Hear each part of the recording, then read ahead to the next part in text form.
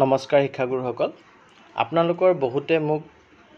message কৰি জনাইছিলে যে FLN আমাৰ যি বিদ্যালয়সমূহত চলি আছে নিপুণ অসম বুলি আমি অসমত ভালকৈ পৰিচিত এই নিপুণ অসম বা FLNত আমাৰ পাঠ পৰিকল্পনা অৰ্থাৎ লেসন প্ল্যান প্ৰস্তুত কৰিব লাগে FLNত বহুতখিনি কথা আমাক ট্ৰেইনিঙত শিকাইছে আৰু কিদৰে আমি পাঠদান কৰিব লাগে FLNৰ অধীনত সেই কথাখিনি আমি নিশ্চয় 5 দিনীয়া এটি প্ৰশিক্ষণ পাইছো আমি সকলোৱে জানো আৰু FLNৰ ক্লাছটো কৰাওতে লেসন প্ল্যান বনাব লাগে আৰু সেই লেসন প্ল্যানটি আপোনালোকে যদি গুৱাহাটী ইউনিভাৰ্চিটিৰ যোনটো লেসন প্ল্যানৰ আৰ্হি আছে যত ডিটেইলছত থাকে আইডেন্টিফিকেশন অফ ডাটা থাকে প্ৰথমতে জেনাৰেল অবজেক্টিভস থাকে স্পেসিফিক অবজেক্টিভস থাকে টিচিং এইডছ জেনাৰেল থাকে হিকন আপোনাৰ যি TLM জেনাৰেল TLM থাকে স্পেসিফিক TLM থাকে তাৰপিছত ইন্ট্ৰডাকশন পাৰ্ট থাকে যত আপোনালোকে এজিউম নলেজ ভৰাব লাগে টিচাৰ্স এক্টিভিটি আৰু ষ্টুডেন্টস এক্টিভিটি ভৰাব লাগে তাৰপিছত প্ৰিপাৰেচন অৰ্থাৎ প্ৰস্তুতিকৰণ থাকে টিচিং পইণ্ট কি স্পেসিফিক এক্টিভিটি কি পিপলছ এক্টিভিটি কি তাৰপা কি লাৰ্নিং আউটকাম অৰ্থাৎ শিকনীয় ফলাফল ওলাই আহিব সেইখিনি আমি ভৰাব লাগে তাৰপিছত আমাৰ প্ৰেজেন্টেশনটো দিব লাগে উপস্থাপন আমি কেনেকৈ ধৰণে কৰিম পাঠটি আৰু শেষত ক্লোজাৰ বা সামৰণি দি পেলাই হোমৱৰ্ক আমি দিব লাগে হেতু আমাৰ 5-6 পৃষ্ঠা 7 পৃষ্ঠা মানৰ হৈ যায় এটা লেসন প্ল্যান হেতু যদি আপোনালোকে প্ৰস্তুত কৰে ভেৰি ওয়েল এণ্ড গুড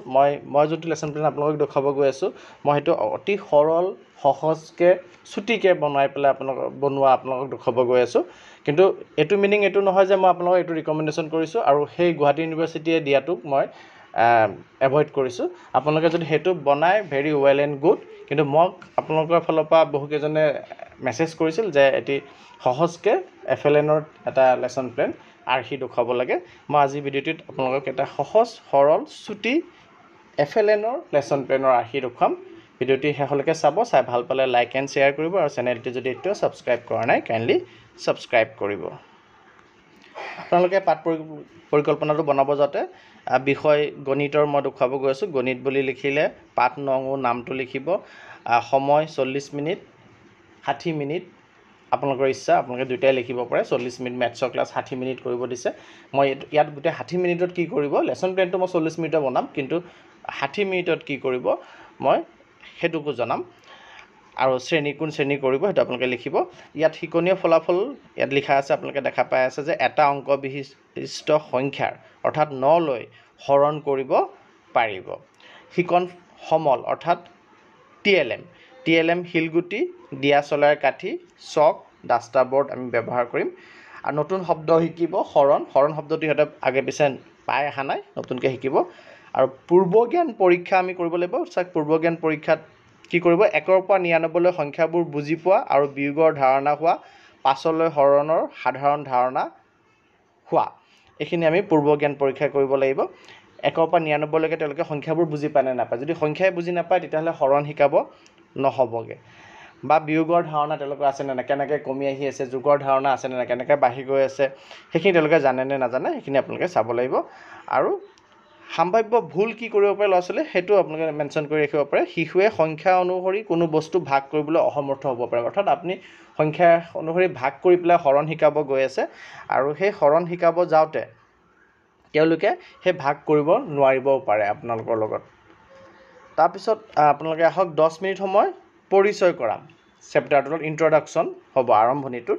ইয়াত 10 মিনিট সময় আমি পৰিচয়ত কি কৰাম শিক্ষকে কিছুমান হিলগুটি লৈ তাৰ পৰা 9টা হিলগুটি গণনা কৰি ল'ব 9টা ল'ব আমি 9 লৈকে যেটো শিকাম 9টা হিলগুটি 3খন কাগজত সমানে ভগাই দিব পাৰিবনে বুলি ছাত্ৰ ছাত্ৰীসকলক সুধিব 3খন কাগজ লৈ ছাত্ৰ ছাত্ৰীৰ সন্মুখত এটা এটাকৈ হিলগুটি ভগাই দিব 3খন কাগজত এটা এটাকৈ থৈ যাব তেনেকৈ আপোনালোকে প্ৰতিখন কাগজত 3টাকৈ হিলগুটি পৰিব 9টা যদি আমি ভাগ কৰো এই কাৰ্যটো 9 হৰণ 3 সমান সমান 3 বুলিও লিখা হয় এই কথাটো আমি শিক্ষকজনে কৰি দেখুৱাম তাৰ পিছত কনসেপচনটো তেওঁলোকে বনাব লাগিব অৰ্থাৎ ধাৰণা গঠন কৰিম আমি কৰো অৰ্থাৎ ছাত্ৰ ছাত্ৰী আৰু শিক্ষক সকলোৱে মিলি প্লাই কৰিম আৰু কিমান সময়ৰ কাৰণে কৰিম 20 মিনিটৰ কাৰণে এই এক্টিভিটিটো আমি কৰিম বুলি ধৰি লৈছো ইয়াত কি কৰিছে চাওক কেইটামান হিলগুটি আৰু কেইখনমান কাগজ লৈ সুধিব যদি 8টা হিলগুটি 4খন কাগজত সমানে থব পাৰি তেন্তে এখনত কেইটা হিলগুটি হ'ব শিক্ষাৰ্থী আৰু শিলগুটিৰ ব্যৱহাৰেৰে সমস্যাৰ সমাধানৰ পৰামৰ্শ দিব মানে ছাত্ৰ ছাত্ৰীৰ আমি মিলিজুলি কৰিম গতিকে তেওঁলোককো প্ৰভাইড কৰি পেলাই আমি এই সমস্যাটো সমাধান কৰিবৰ কাৰণে চেষ্টা কৰিম আমি অৰ্থাৎ ছাত্ৰ ছাত্ৰী আৰু শিক্ষক শিক্ষয়িত্ৰীসকল মিলিজুলি শ্ৰেণীকোঠাত যেতিয়া ইয়াৰ ব্যাখ্যা দিব তেতিয়া শিক্ষকজনে এই প্ৰশ্নটোৰ সমাধান কৰি দিব ব্যাখ্যা কৰিব এইদৰে শিক্ষকজনে 8টা শিলগুটি লোৱা কাগজত 4খন প্লেট আঁকি পেলাই কৰাব পাৰে বা ডাইৰেক্ট কাগজতো আপোনালোকে কৰাব পাৰে এতিয়া প্লেট 4খনত শিলগুটি 8টা এটাকৈ থৈ যোৱা এনেকৈ 8টা শিলগুটি 4খন প্লেটত সমানে ভাগ হ'ব আৰু এখন প্লেটত 2টাকৈ শিলগুটি থাকিব ইয়াকে 8/4 সমান সমান 2ৰে লিখা হয় ভাগ 4টা নিৰীক্ষণ কৰিবলৈ ক'ব 2টাকৈ শিলগুটিৰ 4টা ভাগ মুঠতে 8টা শিলগুটি অৰ্থাৎ 2 4 বাৰ হ'লে 8 হয় 4 পূৰণ 2 8 এনেদৰে কেইটামান প্ৰশ্ন লৈ এই পদ্ধতিৰ পুনৰাবৃত্তি কৰিব অৰ্থাৎ 8ক 4 দি ডিভাইড কৰালে তাৰ পিছত আপুনি 9ক 3 দি ডিভাইড কৰালে 6ক 2 দি ডিভাইড কৰালে তেনেধৰণে আপুনি কেইটামান প্ৰশ্ন লৈ পেলাই ৰিপিট কৰিব যাতে তেওঁলোকৰ কনসেপচনটো গাঢ় হৈ উঠে তাৰপিছত একত্ৰীকৰণ আৰু সৰলীকৰণ অৰ্থাৎ যিখিনি কৰালে এইখিনি একলগ কৰি পেলাই তেওঁলোকক সৰলকৈ কেনেকৈ কৰাব পাৰি সো এই কামটো কৰিব কাৰণে শিক্ষকগৰাকীয়ে এইটো 10 মিনিট সময় চলিব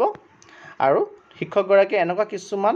এনেকুৱা ধৰণৰ প্ৰশ্ন কিছুমান শিক্ষাৰ্থীক সমাধান কৰিব দিব আৰু কিছুমান প্ৰশ্ন সমাধান কৰিব দিব সকলো শিক্ষাৰ্থীয়ে তেওঁলোকৰ বহিত দিয়া চলাৰ কাঠিৰ সহায়ত প্ৰশ্ন সমাধান কৰিব আমি টিএলএমত লিখিছিলোঁ শিলগুটি দি প্ৰথমতে কৰালোঁ আৰু ইমান শিলগুটি এভেইলেবল নহ'ব গতিকে আমি ছাত্ৰ ছাত্ৰী প্ৰত্যেকজনে যেতিয়া কৰিব তেতিয়া আমি তেওঁলোকক দিয়া চলাৰ কাঠি অৰ্থাৎ মেছৰ কাঠি আমি প্ৰভাইড কৰিম আৰু মেছৰ কাঠিৰ সহায়ত তেওঁলোকে একে ধৰণৰ ষ্টেপতে এইখিনি সমাধান কৰিব 3টামান কোৱেশ্চন তেওঁলোকক দি দিব পাৰে 6/3 8/4 4/2 এনসাৰকিটা কি হ'ব গতিকে ইয়াত আপোনালোকে কিমান সময় কৰালে প্ৰথমতে পৰিচয় দিওতে 10 মিনিট সময় আপোনালোকৰ গ'ল তাৰ পিছত আপোনালোকে ধাৰণা গঠন কৰোতে আৰু 20 মিনিট গ'ল অৰ্থাৎ 30 মিনিট হ'ল আৰু শেষত একত্ৰীকৰণ আৰু সৰলীকৰণ কৰিলো তাত 10 মিনিট গ'ল অৰ্থাৎ 40 মিনিটৰ ক্লাছটো সম্পূৰ্ণ হৈছে এতিয়া আপোনালোকে চাব শ্ৰেণীৰ যদি 70% শিশুৱে শিক্ষকে সোধা প্ৰশ্নবোৰৰ সঠিক উত্তৰ দিব পাৰিছে হেতু আপোনালোকে চাব যে শ্ৰেণীৰ 70% আপোনালোকে যি 3টা কোৱেশ্চন তলত কৰালে এখিনি 70% পাৰি গৈছে তেতিয়া কাৰ্যপত্ৰিকালৈ যাওক ওয়াৰ্কবুকলৈ আপোনালোকে যাওক আৰু যে পাৰা নাই তে কিছু সময় দিয়ক আৰু কাৰ্যপত্ৰলৈ আগবঢ়াৰ আগতে ধাৰণাটো পুনৰাবৃত্তি কৰক অৰ্থাৎ আপোনাৰ কিছু সংখ্যক ছাত্ৰ ছাত্ৰী এনেকুৱা হ'ব পাৰে যেনে আপুনি এখিনি বুজোৱাৰ পিছত দিয়া চলাৰ কাঠি দি কৰিব দিয়া পাছতো কৰিব নোৱাৰিব পাৰে সো তেনেকুৱা ল'ৰা ছোৱালীক আপুনি আৰু অকণ সময় দিয়ক তেওঁলোকক আৰু যদি দৰকাৰ হয় তেতিয়াহ'লে ৰিপিট কৰক গোটেই প্ৰচেছটোকে কাৰ্যপত্ৰ সম্পূৰ্ণ হোৱাৰ পিছত দিনটোৰ বাবে এটা ক্ৰিয়াকলাপৰ সৈতে শ্ৰেণীটোক একত্ৰিত কৰা এটা এক্টিভিটি আপোনালোকে কৰাব পাৰে কৰাই লৈ পেলাই আপুনি 60 মিনিটৰ পাঁচ যোনটো শ্ৰেণী আমাৰ মেথছৰ হ'ব 60 মিনিটৰ শ্ৰেণীটো আপোনালোকে সমাপ্ত ঘোষণা কৰিব পাৰে সামৰণি মাৰিব পাৰে এটা এক্টিভিটি কৰালে তেওঁলোকৰ কি হ'ব এটা আনন্দ পাব আৰু তাৰ লগতে যোনটো কনসেপচন আপুনি দিছে সেই কনসেপচনটোৰ ওপৰত যদি এক্টিভিটিটো হয় তেতিয়াহ'লে কনসেপচনটো আৰু কনক্ৰিট হৈ আহিব আৰু গাঢ় হৈ আহিব গতিকে এইদৰে আমি এটা এফএলএনৰ কাৰণে আমি লেসন প্লেন গঢ়ি তুলিব পাৰোঁ বনাব পাৰোঁ আৰু আমাৰ পাঠটো সুন্দৰভাৱে আমি তেওঁলোকৰ লগত জয়ফুলি আদান প্ৰদান কৰাব পাৰোঁ এইটো এটা সিম্পল